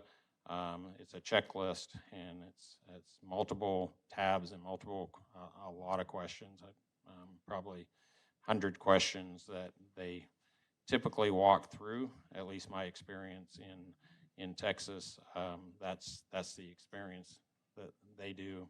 I have not been directly involved in one of these in Mississippi. However, my team supports those. But are you aware that one of those reviews or audits occurred by the Mississippi Public Service Commission in June of 2023? Yes, June of 2023 is the And were there any findings by this commission that our DIM plan was inadequate or ineffective? No, there is no findings of inadequate or even recommendations that of coming from that Okay, review. the last thing I wanted to clarify before I let you go, Mr. Knights, is Ms. Kruger handed you this recommended order from the 2015 docket when the system integrity plan was first approved. Do you still have that in front of you? Yes, I do. Okay, can you turn back to that page 14 towards the end where she had you read from paragraph 17? Yes, ma'am. And just for clarification for the record, this is the paragraph 17 of the joint stipulation between the Mississippi Public Utilities staff and Atmos Energy Corporation, and not the commission's order. Okay, can you read the first 2 lines all the way to the word spending of paragraph 17? 17. The first 2 lines. Mm-hmm. On or before March 15th of each year after the effective date of the SIR, Atmos Energy, for purposes of monitoring operational savings derived from the system integrity spending. Okay, you can stop right there. So this paragraph is for the purposes of monitoring operational savings, correct? That is what it reads. That is what it reads. I was not here in Okay. 2015 when this was put in Right, place. you weren't, but you can read the words Yes. on the page and you see that that was the purpose of this paragraph. Yes, it says purpose of monitoring operational savings. So can you read the rest of that paragraph and tell me if there is anything in there that indicates that these metrics are to measure the effectiveness of the safety and risk reduction of the system integrity plan?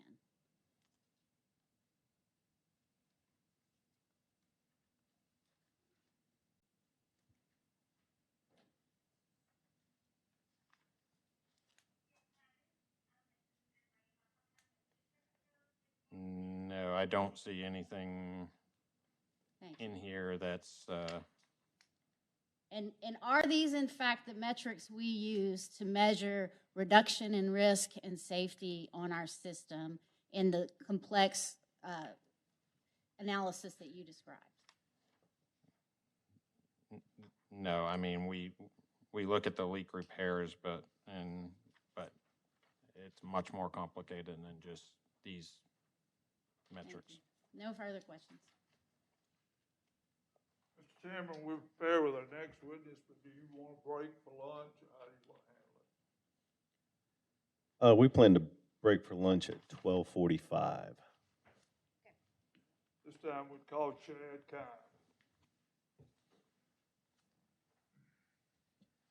Just so everybody knows, we plan to break for lunch at 12:45 and come back at 2:15. Yes, sir.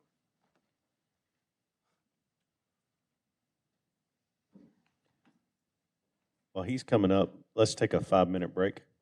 Sure.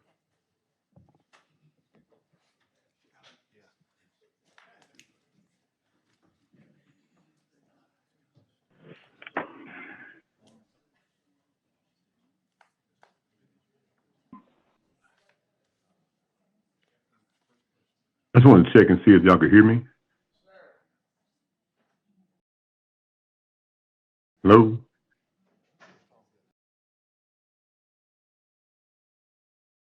A break. Can you hear me? Yes, sir. Yes, sir. We got you loud and clear. All right, good deal. You wanted to ask some questions yourself of this last witness.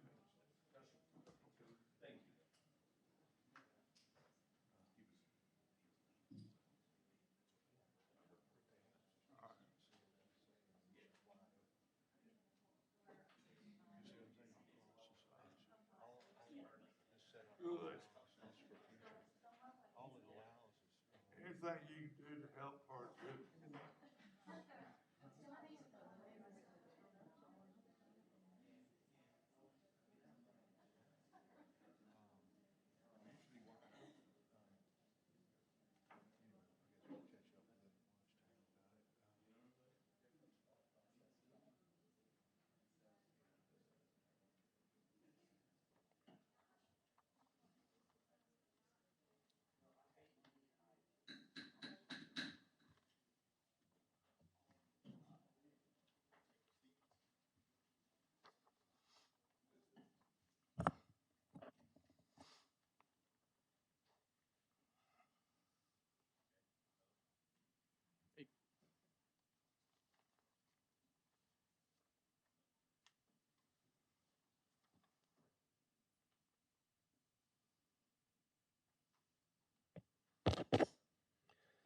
Okay, welcome back. Next, we have Chad Klein. Okay. Mr. Chairman, before we get started. Yes, ma'am. For clarification of the record, I wanted to admit those two exhibits as a Staff Exhibit 4 and Staff Exhibit 5 into the record, just for clarification. No objection. Enter those into the record. Thank you very much. Thank you, Ms. Kruger. Mr. Kime, would you state your name, by who you're employed, and what position you hold? Chad Kime, Atmos Energy. Can you get closer to the mic? Sorry. I had this problem last time. Chad Kime, Atmos Energy. I am the Tech Services VP for Mississippi. Mr. Kime, are you the same Chad Kime who pre-filed direct and rebuttal testimony in this case? I am. Do you have any additions, deletions, or corrections to that testimony? I do not. If I ask you those questions under oath today, would your answers be the same? Yes. We tender Mr. Kime for cross-examination for the commission's questioning. Thank you, Ms. Smith. Ms. Kruger, you recognize. Oh, excuse me, Your Honor. Yes, sir. Mr. Smith, you recognize. I left something out, Emily. Give me just a second. Can you briefly summarize for the commissioners your direct and rebuttal testimony? Yes.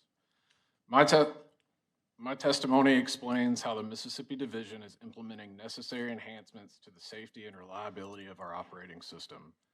Our system contains more than 7,400 miles of natural gas piping. Our teams are in the field daily, working to proactively manage system risks through pipe replacement and continuous monitoring. These efforts allow us to identify and repair leaks, replace legacy materials, and gather data to guide future mitigation strategies. The Commission has long recognized the importance of these activities. Based on a 1999 MPSC order, Atmos Energy programmatically replaced 235 miles of cast iron pipe. In 2015, the Commission approved the In-System Integrity Plan, which includes the replacement of high relative risk assets in a manner that is flexible, reasonable, and transparent. Since 2016, we've replaced over 470 miles of main and more than 55,000 services under this plan. While we've made meaningful progress, there's still more work to be done.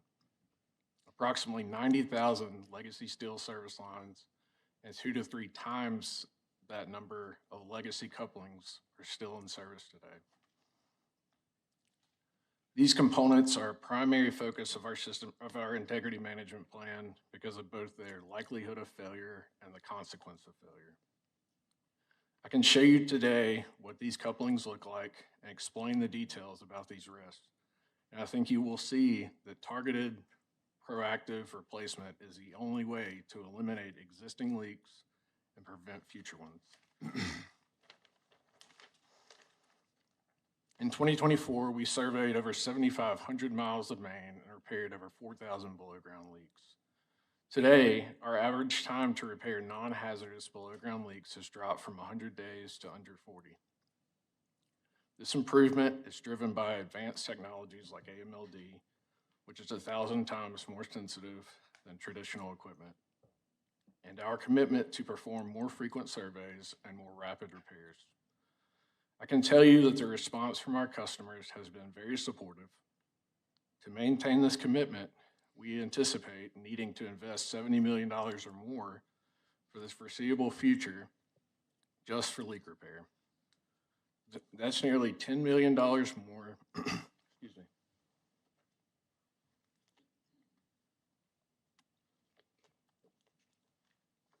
Sorry about that.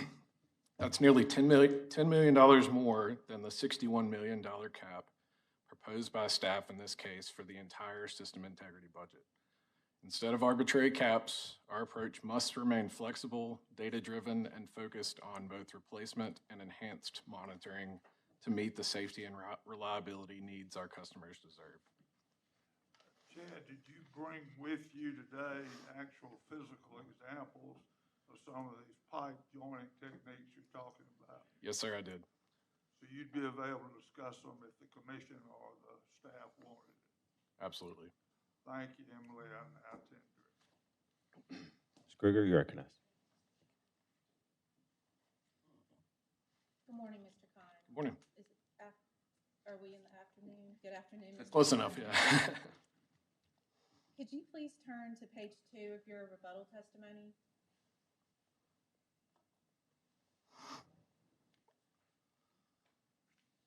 We're going to be looking at a couple of pages after that, pages 2 to 5, thereabouts.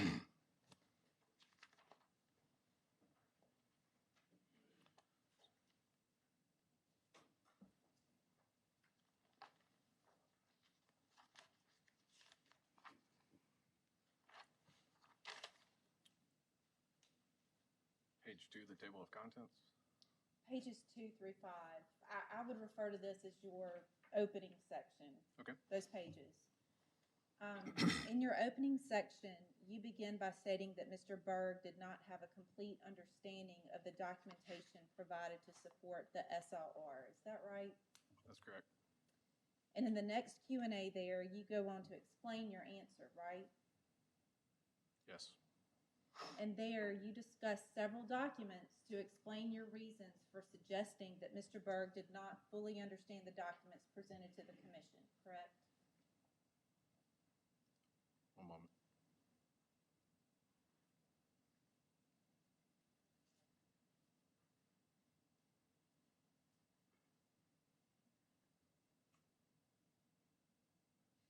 Correct. Chad, get a little closer to that mic. Correct. Mr. Kime, I would like you to point me to one document that you discuss in that explanation there that was not directly discussed in the direct testimony of Mr. Berg in this case.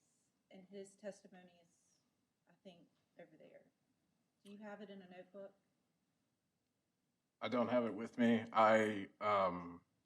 As a part of the filing or within the data requests, we submitted not only a summary by what we call CBs or buckets, but we also submitted a full-scale project list of the individual projects we believe we'll undertake in the next fiscal year, as well as gave the opportunity for, I'm not sure if we ended up providing or not, but the general scopes of those projects and some fairly detailed estimates of those projects. Do we have a book of all testimony for the witnesses? Should be in the witness box. Is there a box below you, Chad?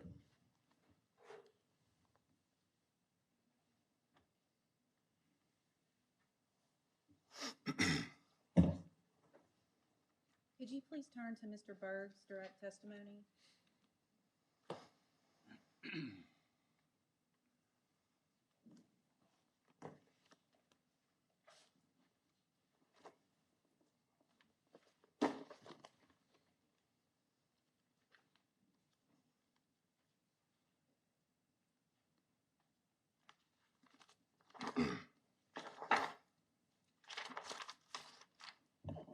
Okay. Okay, I appreciate your explanation, but you didn't answer my question, which was the documents that you referenced in your opening section of your rebuttal. You referenced several documents. Can you point me to one of those that you discussed in the explanation that was not directly discussed in Mr. Berg's direct testimony before you, right there? I believe what I was referring to in that question was that Mr. Board stated somewhere in here that he could not take the 56, I believe, projects, as he labeled them, and discern as to what purpose we were replacing those with. But you don't deny that he Let him finish discussed. answering, if you don't mind. My response to that was, we also, in addition to those 56 buckets that we provided, we also responded with a detailed list of the projects that those buckets could consist of. But you cannot deny that all of these documents you referenced in this opening section of your rebuttal were discussed by Mr. Berg. You don't deny that he discussed them in his direct testimony. I would have to review his testimony again. Take your time.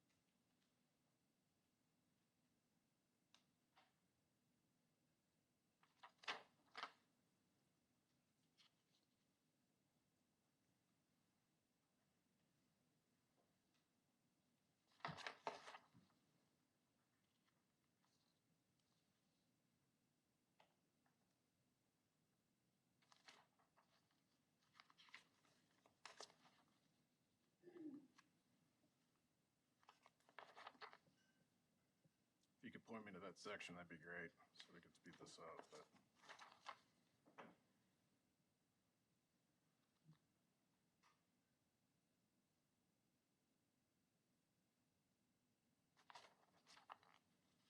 I'm just trying to establish that the documents you referenced in your opening section in your rebuttal testimony to confirm that they were in fact discussed in Mr. Berg's direct testimony before you.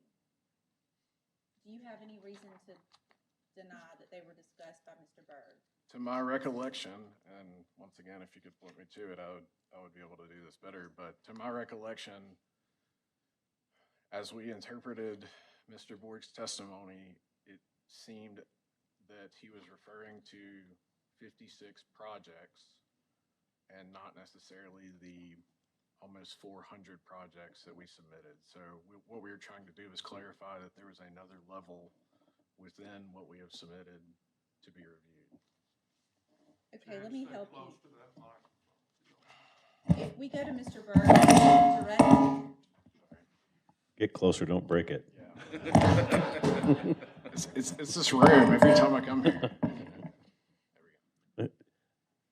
Mr. Keim, if we go to Mr. Berg's direct testimony beginning at page 43, do you see question 75?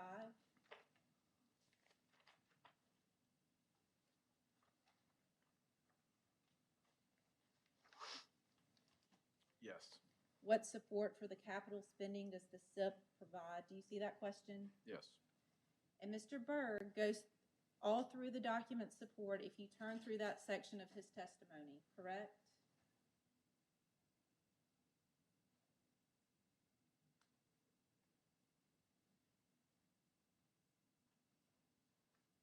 you're saying that he, He goes through documents yes, in response to that question. And he notes and attaches an example of the SIP. That would be Exhibit JRB-12 referenced in his response to question 75.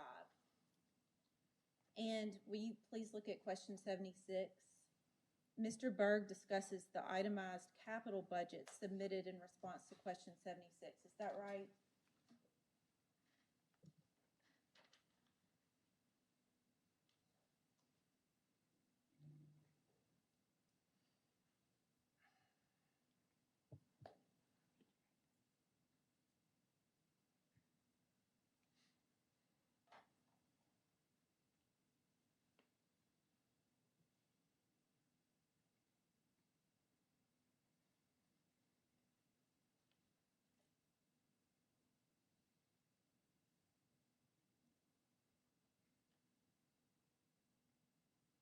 I'm yes. just I believe asking- he's describing the CV bucket that I described, the buckets. And at question 79, what you just mentioned, Mr. Berg is asked, does Atmos provide additional detail regarding these bucketed items? Do you see that question? Yes, And he discusses the additional data that he provides, attaching one such document and even including a picture from that document in his testimony before you. Is that right? that's correct. And that figure that Mr. Berg has in his testimony is figure 2. That looks a lot like the table you include in your testimony at table CAK-R-1. Is that right? Correct. Because they come from the same documents, right? Correct. Okay, let's explore those documents. You say, Man, I'm gonna break everything in here.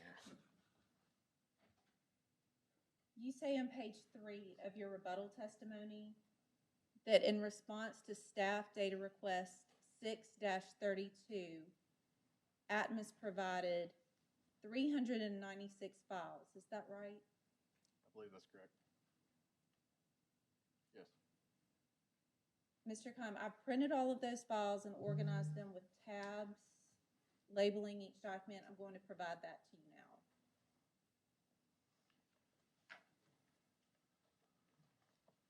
Can I close this or do I need it open?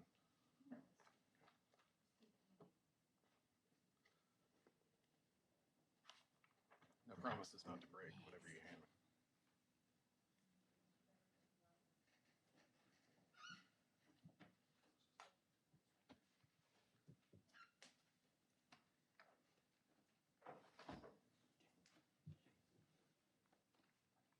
will you please look at the documents I just handed to you?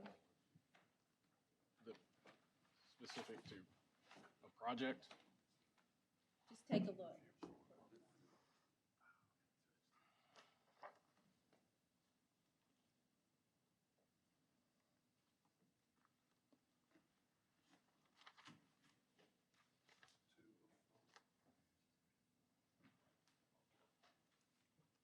Okay. And to be clear about what this is the detailed support provided to the staff and the commission to support the company's capital projects, right? Correct. And this is the information provided to the staff in support of the review that the staff is to have over Atmos's budget, correct? Correct. Do these documents support the prioritization process that Atmos says results in the budgets it seeks to implement?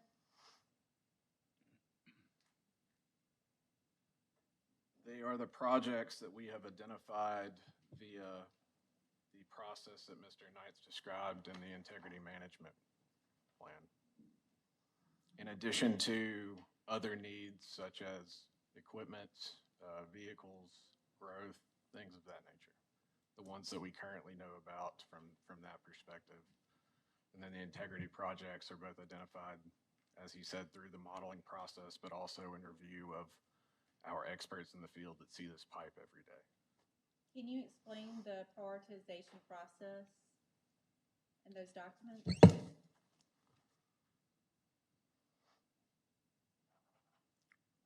The documents that we have provided relate to the larger buckets that we describe in the other document.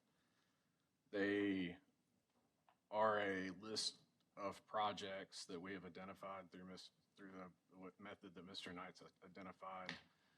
We perform designs on these projects. What we've provided here is probably what I would call a high-level estimate. It's not a detailed estimate, but what we've provided here is a list of the projects we believe we'll undertake in the following fiscal year. Once those projects are fully designed and drawn up and everything, we put those into I believe we call it a portfolio, is how it's described in our testimony, to then be reviewed and kind of waiting on the next available set of work to be released. So as far as a prioritization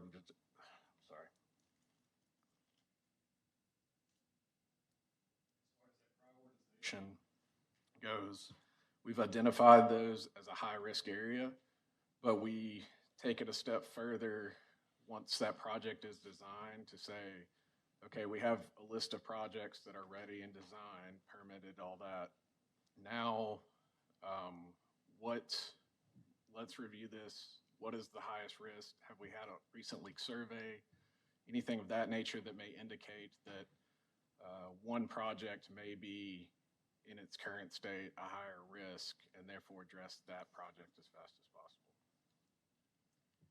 Mr. Keim, I would like for you to look at that information and tell the commission, if the commission were seeking to provide ratepayers with some relief by delaying one or two of these projects, can you tell the commissioners how they should use this information to determine which project should be removed first?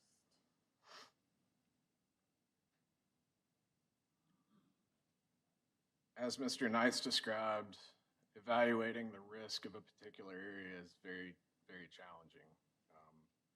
He also described that there's a model score calculated, but it's also not the only thing that goes into the decision-making of a project.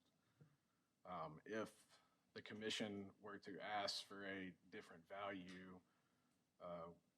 we would be happy to work with the commission directly or staff to discuss each one individually and attempt to make better decisions if they so chose to try to remove one from the table. But in general, we believe these are the section of our integrity budget that needs to be done from a proactive standpoint to continue to eliminate the likelihood of legacy pipes from failing. But if I were to ask you to choose one or two projects to delete from that list, you cannot point to a project or two.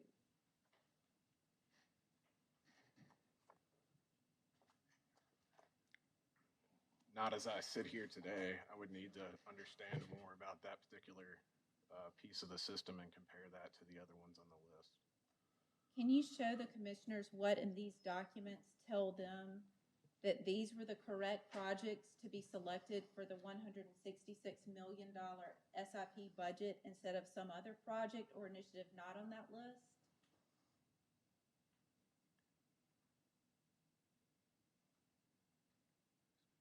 I'm sorry, state the first part of your question again. Can you show the commissioners what in these documents tell them that those projects and those two binders, that those were the correct projects to be selected for the $166 million SIP budget instead of some other project or initiative that's not on that list? While you look for that, is Commissioner Stamps, you with us? Yes, sir, Mr. Chairman. Okay. Thank you. Just making sure. Mm-hmm.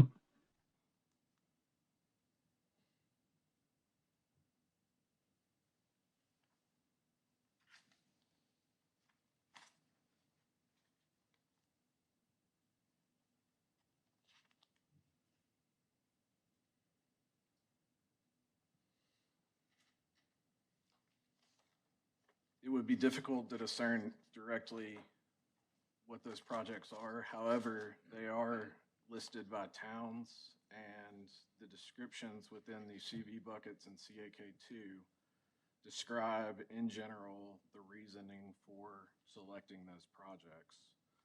We are constantly combating legacy pipe. As Mr. Knight said, the legacy joining methods, as I said, I have some here today I can show you. But the amount of couplings in our system is abundant. And every project that we have listed in the exhibit mentioned is directly tied to the CB buckets above it. And the reasoning for that bucket is for things specifically to replace high-risk assets such as our legacy steel.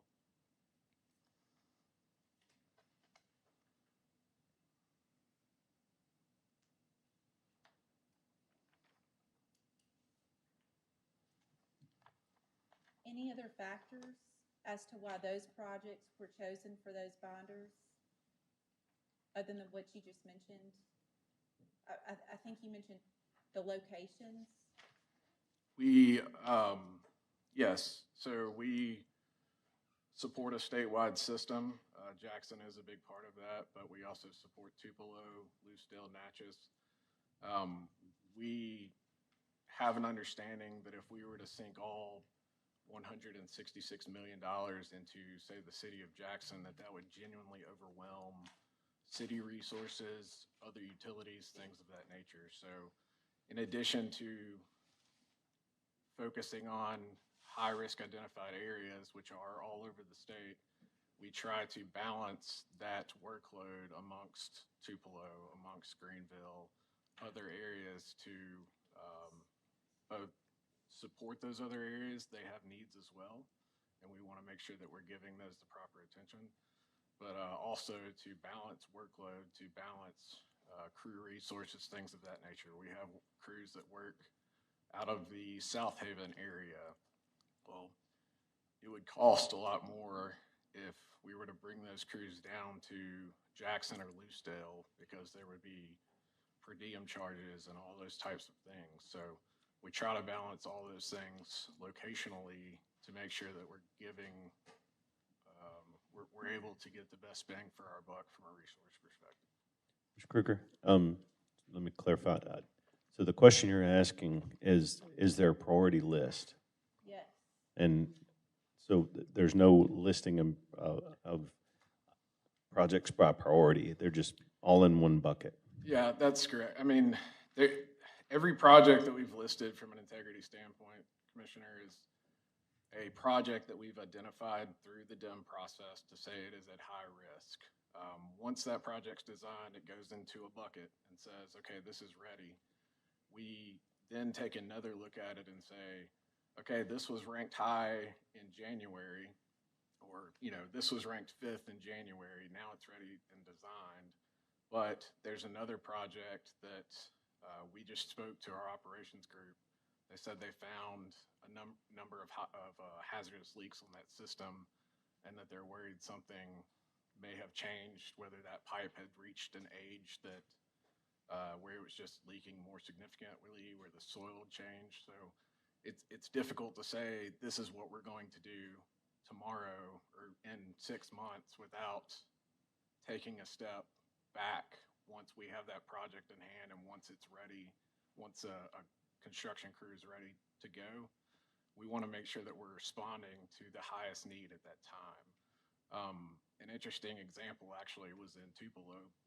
We were, this is an ongoing process. We have 80, 90 crews doing this all the time. So we were getting ready to send a crew to another area, I forget where it was, but from our leak surveys, we identified that an accelerated area had a significant number of hazardous leaks. We obviously addressed those in the moment, but within a week, we had a crew in Tupelo working that particular section of pipe to make sure that we addressed that and we considered that the larger need at the time. We'll say that was a catastrophic event, obviously in Tupelo, Yes. and unfortunately, people were hurt very badly. But and you did respond well to that. I guess the question is, I know there's different grades of leaks. Are they taken? Not obviously, the worst should be prioritized over the not so bad. Sure. Is that taken into effect at all on the list? Absolutely. We try to maximize it. It's going to be cheaper in the long run to fully replace a section of pipe than it is to repair a leak. So we try to take that into account, but we're also working very hard to get the time to repair a leak down, right? So we have to balance that, but we are taking into account that, hey, this area has a lot of leaks, but they are above ground grade 3s, while this area has less leaks, but they are below ground and they present a higher hazard. So we're trying to take all of that into account in more real time before we release a project for construction. Sorry for interrupting, Ms. Kruger. Not at all. My question relates to what Commissioner Brown just asked you. So does Atmos have a list by priority numbered in order of priority for project to be completed that it files with the commission?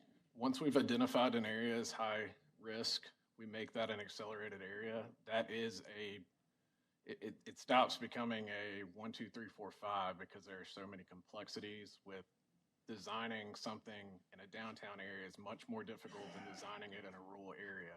So the timing of those designs can be extremely variable. So I want to be clear that we're not taking a 1, 2, 3, 4, 5 approach and saying we're not going to do 5 until we do 4, because the reality of that doesn't actually happen. So we are, excuse me, so we are considering that entire bucket, what we've proposed, as high-risk areas, and then we use that to prioritize what comes next. So that, no, there is not a specific rank within that bucket. Thank you. I hate to No further interrupt. questions from Okay. staff. Thank you.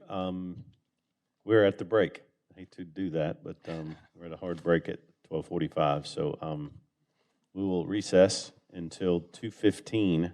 Give everybody plenty of time to get something to eat and come back. So we stand adjourned until 2:15, or in recess till 2:15.